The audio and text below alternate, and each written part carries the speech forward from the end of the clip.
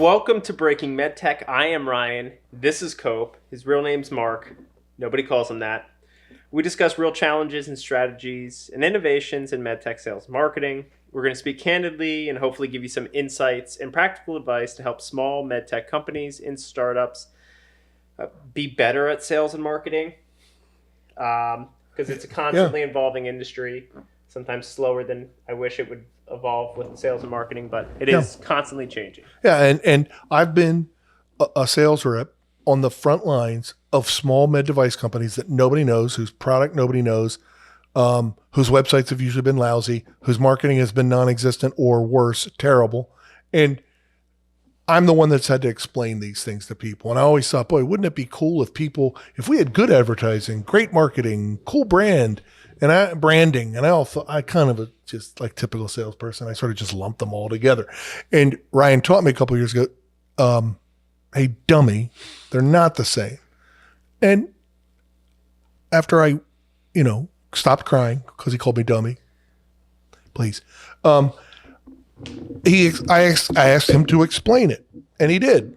And now I'm going to ask Ryan to explain it here. So Ryan, let's go with marketing versus branding. Okay. What's the difference? Because we're talking branding today, but you need to know what it's not. All right. I think. So when I think about marketing versus branding, so like I almost look at maybe a little bit like branding is the parent. Okay. And the children that feed up to that parent are marketing and advertising. Okay. Okay. And the idea behind that is the fact that like your brand is not a logo, right? I know a lot of people go like brand is, I got a brand. No. We worked with this marketing agency. They gave us a brand book. We got a really cool logo. We got an alternate logo. We got a logo when it's on black. We got a logo when it's on white. That's not your brand, right? And so what is your brand? Tell me what that is. What people think about you, right? Okay. How you interact with people every single day. Like if I was like, hey, how would you describe, neither of us work for NuVasive, but like I guess you would, you knew NuVasive when NuVasive was building their brand. Yeah. How would you describe NuVasive? They were they're masters of the lateral approach to the thoracolumbar spine. Okay. So that like, and that's what they were. That was their brand. And that was what their brand was. Yeah, it wasn't purple, even though they all were purple. Yeah. Right. And it wasn't, okay. All right, so that's a good example. Or like intuitive, right? Like right, surgical robots. Yep. Cutting edge surgical robots. Yep. That was their brand. The future is here now. They were the future. They were surgical robots, and that's what they are. And everything that they did was that. So that's their brand. For me, that's their brand. Yeah. Okay. So their logo might be purple or might be a star. That's their logo. That's their logo. And their logo should be part of that brand. So you might have a robot in it if you were your logo, or you might. I mean, NuVasive's logo is literally isn't it just their name? Yeah, I don't. It's a new way to be less invasive. Yeah. Yeah. Okay. So that's their brand. So then, okay, and marketing or advertising is just. How would you just briefly differentiate those two from it? So you said they're the kids, right? They're the kid. Who's messaging? Who's calling me? So their marketing is like, what do you do? Like, so there's different types of marketing. You have organic marketing. You have inbound marketing. You have outbound marketing. You have like marketing is what you're doing every single day. Like advertising is very specific. Okay. It's literally spending money on ads, whether it's digital ads or audio ads or like that's advertising. Advertising is different because advertising is a channel. Oh boy, see, we're starting to get too confusing here. Marketing is what? Marketing is literally everything. No, it's. You said brand was the parents. How could marketing be everything?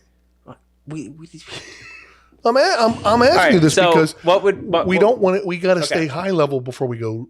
Okay, deep, but it's very. What would be like me going like, what is sales? Yeah, it's basically the promotion of a product or Okay. service, right? So- That's it. So I would say marketing is the promotion, Okay. but you're not paying you're not paying an advertiser for it. Mm-hmm. Okay. You have different, like, marketing is such a general term, but it's like what you're doing on a day-to-day basis, right? To promote your product, right? yeah, or It's not- service, right, or whatever. you promote your product or service.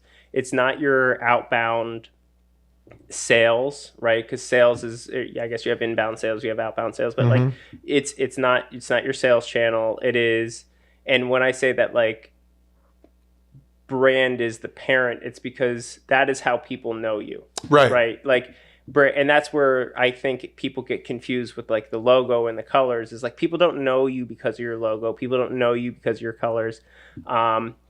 Even in, like, a direct-to-consumer world, like, people. Yeah, but they might disagree with you on that, wouldn't they? Because, like, you ever notice, like, when you're driving somewhere and you're looking for a familiar logo, there's a Chick-fil-A, or I want to go to, I know McDonald's is down here and I'm looking for the logo, Okay, right? yeah, but that's, you know what I mean? Yeah, no, I'll go with the Chick-fil-A thing.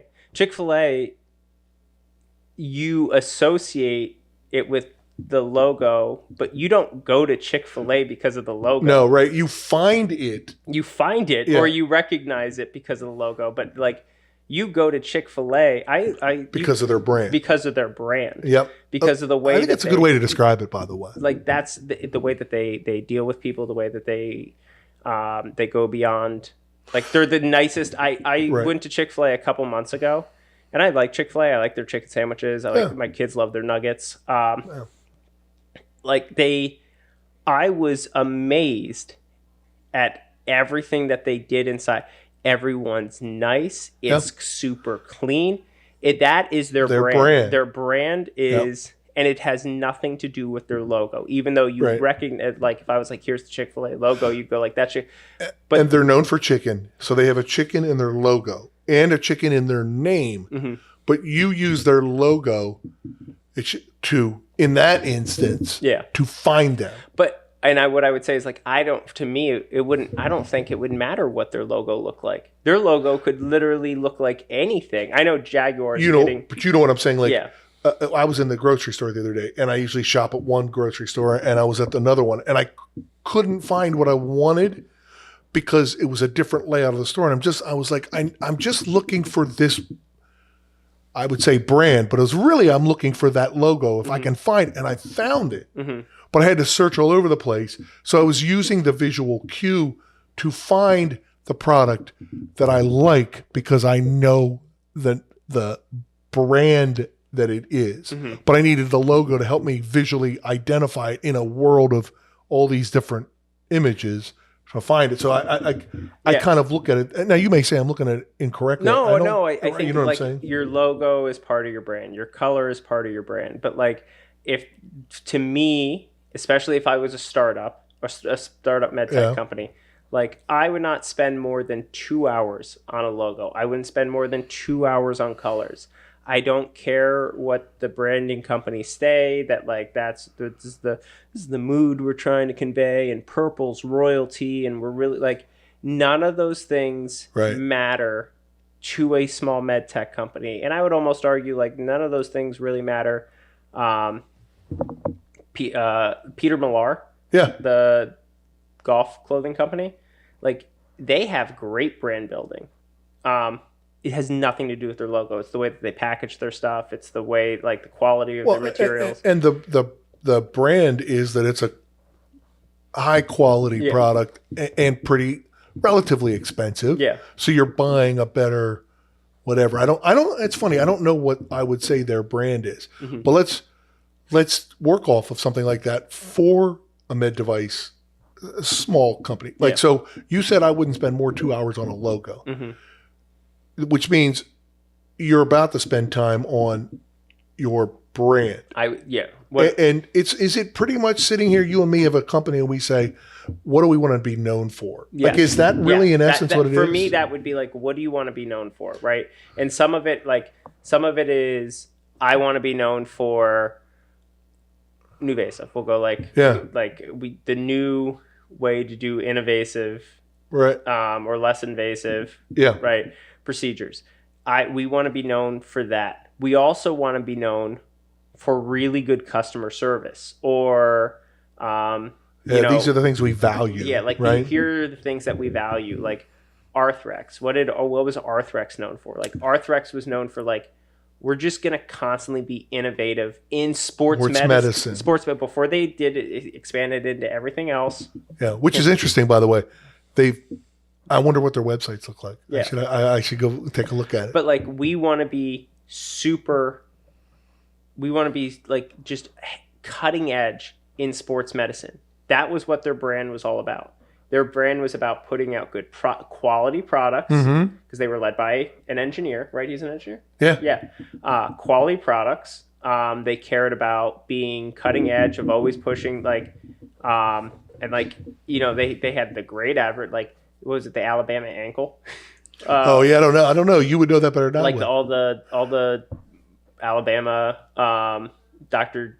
Andrews. Oh yeah, Andrews was like doing these, like, for all the, basically, if like all the people with high ankle sprains, like they were doing like but like reconstructions, yeah, or I know what you're talking. But like preemptive. But like, I think of cutting edge, or during that time period, like everybody thought of cutting edge sports medicine as like Arthrex. Right. Who's doing the most cutting edge sports medicine? Arthrex. Yeah. That was their brand. It wasn't their logo. It wasn't anything about about that. I like that. Let's play this game for a couple minutes. Like, let's get outside of orthopedics and spine, because they bore me. Verathon's a great company. They're the glide scope. Okay. Right. So I don't know what they say their brand is. Here's what I would say their brand is. They are the best in image guided intubation, and probably there's some endoscopy stuff they do now. But like, when I think of them, I think of the glide scope, and the glide scope is it's the flagship product. Nobody ever got fired for buying glide scope. Okay. Because it's the sort of market leader and domain leader in, so do you think that's their brand? I mean, I suspect it probably is, right? I would, like, and how, yes, right. And then how would I support that? If I was if I was in charge of their marketing. So then your marketing would sort of work off of that. Would work off of that. And there's different ways to do it. It could be like, well, that's all we talk about. That's what our website says. Or you can go like organic inbound marketing, right? Like we do, in today's world, what would be something that you would see? Like we do, like an assessment, we do lectures. We have free, every 2 weeks, we have lectures on topics related to the product. So not like we're not talking infomercials. Not talking a sales. Like we're talking not like an infomercial. Like a series of like, we bring in experts. Like all we care about is the world that GlideScope is used in. So like, that's all we talk about, and we bring in and that's organic way. So you're just known as that. So like if I was running a company that focused on, I don't know, it was like the otolaryngologist. I just wanted to prove that I could say that word. It's hard. I struggle, and I was like, that was my target audience, right? I would probably go like, hey, we want to be known as the premier company for the specific niche issue that otolaryngologists have. So everything that we put out is going to be like, we're going to have a 2025 state of otolaryngology. So that's your marketing. Right. That's the marketing. It's like, that reflects the brand that you're the experts in this niche. Yes. Okay. I'm walking through this because I think this helps me. So like, all right. So, and we do quarterly webinars, and we do like, and then what you're doing is you're building this brand where like, if somebody's like, hey, I want to look at, I'm looking at a product. I'm an otolaryngologist. I'm looking at a product for this specific problem. Like, I'm going to go look at that company. So like, again, not to go back to ortho, even though it bores you, it's just like, if I was, honestly, back in the day, I'm sure if I was a sports medicine doctor and I was like, hey, I need to solve this specific problem, You don't think that they were going to go look at Arthrex first? Right. The first place they look is, I wonder what Arthrex does. Be like, for it. Arthrex is better at sports medicine, right? Yeah. If I was trying to do like a lateral approach for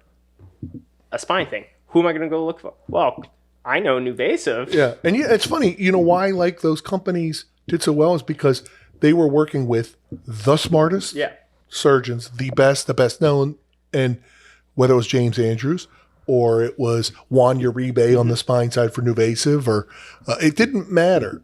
Like that's who they associated themselves. So and they put their flag in the ground at some point. I guarantee you, I was not in those meetings. I'm not in those like. It's like I guarantee you, at some point, you know, Arthrex was like, we are going to be known as the best sports medicine company. Right. Like when you think of sports medicine, Arthrex is, and what marketing can we do to support that? What products can we make to support that? What's the messaging we could use to support that?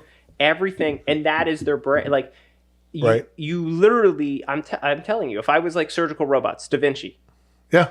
That's like what, like for the longest time. Oh, you guys are the Da Vinci of orthopedic robots, is what I've heard some companies. Yeah. I would, if I were that company, I'd be like, but I'd also be like, I'd be like, that might be okay because they're the experts in the soft tissue market. Yeah, that's not but that is the brand, and it had nothing, and that's where like I get mad is like, it's not that the logo isn't part of it. It's not that colors aren't part of it. It's not that your font package isn't part of it. It's really super important that you actually get those correct and that you get the proper versions of your logos and you use the same colors. But if you're going to make a mistake, make it on your color and your logo. Don't make it on your brand. Don't make it on... Or try not to. Try not. Like, those are parts of your brand. But, like, you can have an ugly... It's not like the Nike logo is particularly attractive. It's not like the Apple logo. It's nonsense. It's none of those logos mean anything until they actually mean something. Which actually makes very little sense, but makes total sense when you say it. I'll give you a perfect example. Everyone's throwing a fit about this Jaguar logo. Like I could not care less. Oh. I could not care less because I first of all, I'm not a Jag driver. I have a hail damaged 4Runner. That's 22 years old. Like, I don't care what my car looks like. Right. I also don't understand. I literally think people are just complaining online. Surprise. To complain online about the Jaguar logo of like, oh my God, it ruined the brand. Like, honestly, I don't know a lot about Jaguar, but I feel like their brand maybe got ruined a couple years ago or maybe a little bit before that. I feel like a lot of people are talking about it now. Which is a bad thing. Yeah. And not in a good way, but like it was like they were just piling on something that to their credit though, Jag has a brand that at least certain people feel a passionate way about it, to the point where they don't like to change because it goes against what it has not indicated what they felt like. That maybe means the company's changing. Right? I have a good friend whose dad has a old style E-Type. Literally can't drive it because he once took a part off of it and can't get it back on. And he's a really accomplished engineer, and he's like, he can't get this one part back on.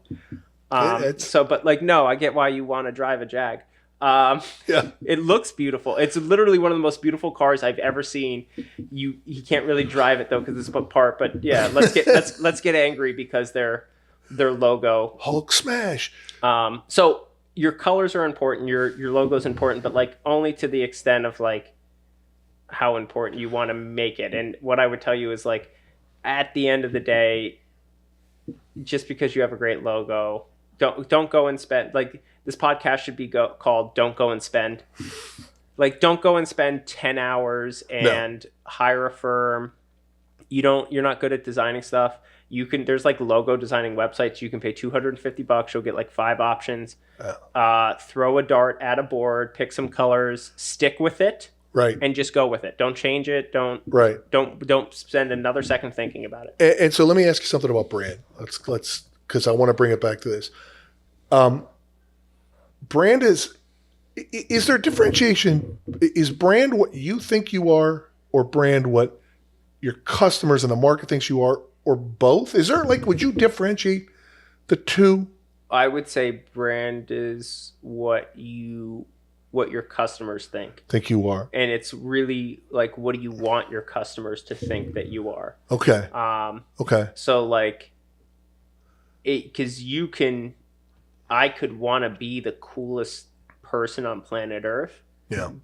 Which I am, but if I'm not, but if like I don't do things, so like I could want to be the most, we're gonna go back to spine. I could want to, all right, fine, we'll go laryngoscope. I could want to be like the most innovative laryngoscope company on planet Earth, but if I'm putting out like one product every 7 years and it looks exactly like my other product, right? Like, I could have a sign that says "Innovation lives here in my building," but none of my customers. Yeah, if I actually don't do that, then like none of my customers think that, which Right. I think is like what happens. Is like you have people who go like, I want to be, and I'll be like, well, do you do that, right? Right. Like we want to be the center of anesthesiologists world. Like everything that we make, Right. we might only make one product right now, but like everything that we make, we want to be for like we care about, and that's the only group we care about. Yeah. I'd be like, well, how do you make marketing that supports that? How do you build a brand that is recognized with that? Do you host, like this is a little bit big for a small company to do, but like you could host a symposium where you Right. basically have like the top 100 anesthesiologists in the world come and talk about things, and then you record it, and you have series, and you have like it's access. Like that's a really expensive way to build a brand around it, but like I promise you, at the end of it, if you do it correctly, if you execute it correctly, like you will be known as the experts for anesthesiology. Yeah. So like that's how you build a brand. That's how you do it. So what would you? Okay, so we're a small med device company, and you and I have decided we've come up with some product. Please, let's not make it orthopedic. God, let's not make it orthopedic. How about spine? Let's make it for the ICU. Okay. Right? Whatever it is. And we have decided we're going to be the best, bar none, not the cheapest. We're going to be the absolute best, the best in class, the Cadillac, if you will, or Rolex of blank. Well, by the way, which is or was their brands, right? So we sit down and we say, we're going to have a logo we want it to look classy, whatever that means. We're going to have colors that make it look classy, whatever that means. But what we really need is we need our brand to reflect what we want to be seen as, right? And so we have to really think hard about that, and then everything works off of that. Yeah. Is that? Yeah. So everything we marketing. So again, Rolex doesn't advertise at McDonald's. No. Rolex advertises at Wimbledon. right, Roland Garros and high-end golf tournaments, because that's where the people who are going to buy a Rolex are, and they're associated and branded with Tiger Woods and Roland Garros and royalty. And I think a lot of companies do that first part, right? Where they go like, hey, I want to be, we sell into the ICU, and our target, our ICP, ideal customer, is admins, ICU administrators. Okay. So let's assume ICU administrators have some sort of meeting, so they have a booth at that meeting. And that's like a one-off thing. That's not going to grow your business over time. But if you create content and marketing and like things that appeal to those ICU administrators, and you're churning it out 24 hours a day, 365. And I don't mean like actually, like it's available for them 24/7. Right. And you're putting thought and time and effort into it, like you're slowly going to be building a audience of ICU administrators who associate Mark and Ryan Co. with being the premier maker of ICU, whatever you want to call it. All right, so let's annoy some people, because we say we're breaking, we're not bending. Okay. Who does it well in med device, in your opinion, right now? Well, I always thought Nuvasive did it very well. Yeah. I don't. I think Verathon does it well with the Glide Scope. Anybody that you can think of does it well, or then I'm more than glad to name some companies that I think do a poor job of it. Yeah, I mean, it would just be an ongoing list of companies that I think do a poor job of it. I honestly, I can't. I don't even know if like those. Yeah, I would say I don't know if those companies do it well in a modern world. They might. I don't really ever see anybody who does like inbound marketing really, really well. Of like that idea of like I'm going to build my brand by doing. Yeah. Maybe. Yeah. Can you think of? Well, I mean, you said Arthrex. You thought you did a good job, right? Yeah. A brand, not necessarily marketing. Yeah. Brand. Yeah. They focus on so. But I can think of a lot of companies that like they just like when I say like they do it poorly, they just don't do it. Like right. That's where I look at the market and go like most of these organizations don't do it, and it's hard for a Zimmer Biomet or a Stryker or literally because they're just so big. What's Boston Scientific's brand? Any idea? No, me either. No. Yeah, I mean, now we haven't run on that space, but they're like pacing. Yeah, cardiac, neuro, pain. There's for some of those companies, it's so big, and that's why it's frustrating. Is for small companies, it's actually really easy. Yes, because you have like one product or two products that serve one target audience, and you could build a brand around being like, we are the go-to laryngoscope for ICU anesthesiologists. Like, right? I don't know if there's ICU anesthesiologists, or anesthesiologists who have to go do something in the ICU or in the emergency room. Like, we're the key. We are the premier product for the emergency room for this specific problem. Yeah. And you can build it doesn't have to be a ton of stuff. It doesn't have to be. And the cool thing about it is like usually a lot of those companies, the small companies, they're founded by someone who was an ICU anesthesiologist or an ER doctor or something. So they actually can intelligently talk about it and create their own content at a significant discount. Like I can think of, let's put it this way. There's a lot of opportunities. So. Yeah. I know we have to. Yeah, we have to wrap it up. So, yeah, okay. I think we complimented some companies. I don't think we insulted enough. No. But part of the insult is when you don't know what their brand is. That's an insult. Like I don't know what Strikers is. I know what Medtronics is. I don't know what Boston Scientifics is. I know what Verathon is. And that's part of what you're describing. But it doesn't. But here's the thing: it doesn't matter for them. It doesn't matter for Medtronic. But it does matter for the small medtech company who nobody knows anything. Nobody knows anything about because that's the only way that you're going to get like. At some point, Arthrex was a small company, and they were just like, "Hey, we're going to be sport. We're going to be known for sports medicine. That's all we're going to do." And they became known for it. All right. All right. Well, listen, we broke MedTech today. That was Breaking MedTech. Look in the show notes for any type of, you ever want to talk to Ryan about this? I think he's brilliant at it and he can help you with it. So look in the show notes, connect with him, book a call, and he'll help you get off the ground if you're a small med device company. All right. Thanks, Ryan. Bye.